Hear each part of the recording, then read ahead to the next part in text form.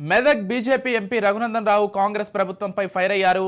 ప్రభుత్వం ఏర్పడి 6 నెలలు పూర్తి చేసుకున్న సందర్భంగా ఆయన ట్విట్టర్లో పోస్ట్ చేశారు.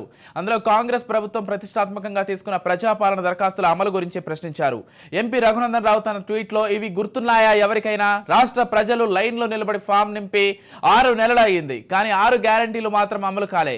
పార్టీ ఫిరాయింపుల మీద ఉన్న శ్రద్ధ ఇచ్చిన హామీల మీద లేకపోయా. ఇదేనా తెలంగాణలో ప్రజా పాలన అంటే అంటూ ప్రశ్నించారు. ఇదిలా ఉంటే ఇటీవల కాలంలో బీఆర్ఎస్ గురించి ఎమ్మెల్యేలు ఎమ్మెల్సీలుగా గెలిచిన నాయకులు ఒక్కొక్కరుగా కాంగ్రెస్ పార్టీలో చేరుతున్నారు. ఇప్పటికే 6 ఎమ్మెల్సీలు కాంగ్రెస్ పార్టీలో చేరగా 9 మంది ఎమ్మెల్యేలు కూడా కాంగ్రెస్ కండువా కప్పుకున్నారు. అలాగే మరికొంతమంది కూడా పార్టీ మారే ఆలోచనలో ఉన్నట్లు తెలుస్తోంది.